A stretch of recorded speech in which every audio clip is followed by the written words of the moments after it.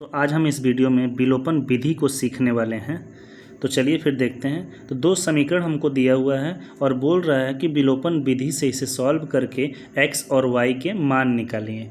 तो सबसे पहले हमें क्या करना पड़ेगा कि दोनों समीकरण दिया है उस समीकरण में से एक समीकरण को हम समीकरण 1 मानते हैं और दूसरे को हम समीकरण क्या मान लेते हैं, 2 मान लेते हैं। तो हम क्या करेंगे, समीकरण 1 और 2 का अगर विलोपन विधि से हल करना है तो विलोपन विधि में सबसे पहले आपको क्या करना पड़ेगा, किसी एक को बराबर करना पड़ेगा। या तो आप x को बराबर कर लीजिए या तो फिर y को बराबर करिए, क्योंकि अगर समीकरण दोनों समीकरणों में से किसी एक को बराबर करना ही है तो हम क्या करते हैं, x को बराबर कर लेते हैं। यहाँ पे x में कितने गुणा हुआ है, 3 का, और यहाँ पे हम क्या करेंगे, 1 का है। तो अगर हम 3 का गुणा कर दें तो यहाँ पे बराबर हो जाएगा, यहाँ पे भी 3x हो जाएगा और यहाँ पे भी 3x। तो हम सबसे पहले क्या करते हैं, 3 का गुणा करते हैं। तो जब 3 का आप गुणा करेंगे तो समीकरण में तो तीनों में आपको गुणा करना पड़ेगा।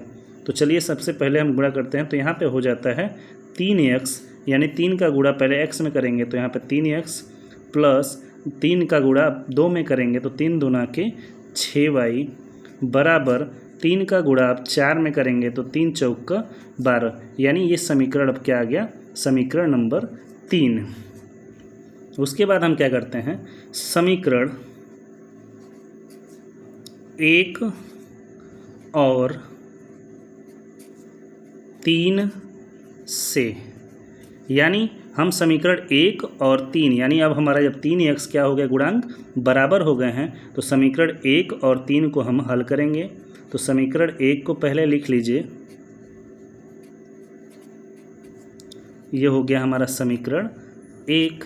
उसके बाद हम क्या लिखेंगे, समीकरण 3 को, क्योंकि हम गुणा करके जो चेंज किए हैं हम उसी को फिर नीचे लिखते हैं। 3x प्लस 6y बराबर 12, ये हो गया समीकरण 3। अब एक लाइन खींचिए और बताइए, 3x और 3x यानी दोनों समीकरण में x हमारा क्या हो गया है, बराबर। यानी विलोपन विधि द्वारा हम क्या किए, विलोपन विधि का कहना है कि आप किसी एक को बराबर करके काटना होता है। तो 3x हो गया और यहाँ पे भी क्या हो गया, 3x। लेकिन ये बताइए, प्लस और दोनों क्या हैं, प्लस में, तो हम समीकरण 1 में से 3 को घटाएंगे। तो जब आप घटाएंगे तो जो प्लस है वो माइनस में बदल जाएगा और जो माइनस है वो किस में बदल जाएगा, प्लस में। यानी मेरा तीनों चिन्ह क्या हो गया, बदल गया। यानी 3x और 3x को क्या करेंगे, काट देंगे।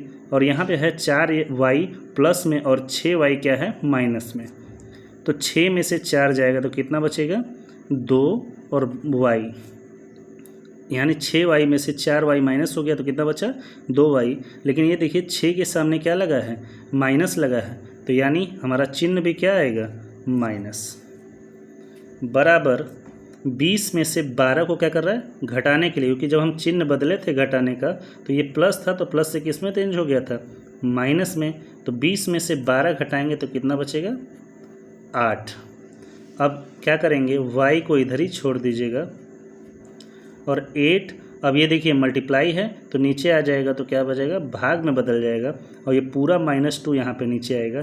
तो 2 से 1 बार में 2 1 कम 2, 2 से 4 बार में, यानी 2 चौक 8, यानी ये माइनस और ये 4 मिला के क्या बन जाएगा, -4। यानी y का मान कितना आ गया, -4।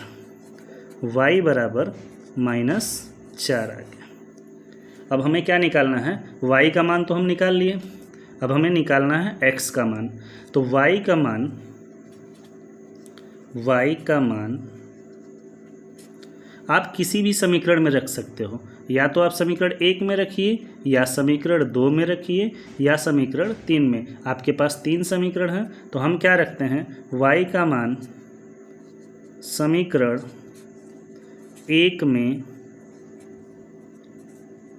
रखने पर, तो समीकरण 1 को लिख लीजिएगा, 3x प्लस 4y बराबर 20, ये हो गया हमारा समीकरण 1। उसमें रखना है y का मान -4, यानी x का मान हमें निकालना है तो x का ज्यों का त्यों रहने दीजिएगा। अब y के मान आपको निकालने हैं तो y का मान क्या लिखना है, गुणे -4 बराबर 20, यानी 3x प्लस और माइनस मिल के क्या बन जाएगा, माइनस, यानी ये प्लस और माइनस का गुणा होगा तो क्या बनेगा, माइनस, और 4 का गुणा होगा तो 4 चौका 16 बराबर 20। उसके बाद 3x, यानी x को इधर ही रहने दीजिएगा, नंबर को नंबर की साइड भेजना है, यानी यहाँ पहले से 20 बैठा है। अब ये माइनस जब पक्षांतर होगा बराबर के इस तरफ आएगा तो माइनस किस में बदल जाएगा, प्लस में। अब यहाँ हो जाएगा +16, यानी 3x बराबर 20 में 16 ऐड कर दीजिए तो आ जाएगा 36। कितना हो जाएगा, 36। अब 3 से आपको काट दीजिए 36 को, तो 3 से कितनी बार में कटेगा, 12, यानी x का मान हमारा कितना आ गया, 12। x का मान 12 आ गया, क्योंकि 3 से हम किसको काटे हैं, 36 को। तो y का मान -4 और x का मान 12। यानी अगर ये विलोपन विधि आपको सही तरीके से आ गई तो आप समझ लीजिए बोर्ड एग्ज़ाम के 4 नंबर को पाना आसान हो जाएगा, क्योंकि ये बोर्ड एग्ज़ाम में सबसे ज़्यादा पूछे जाने वाले सवालों में से एक है।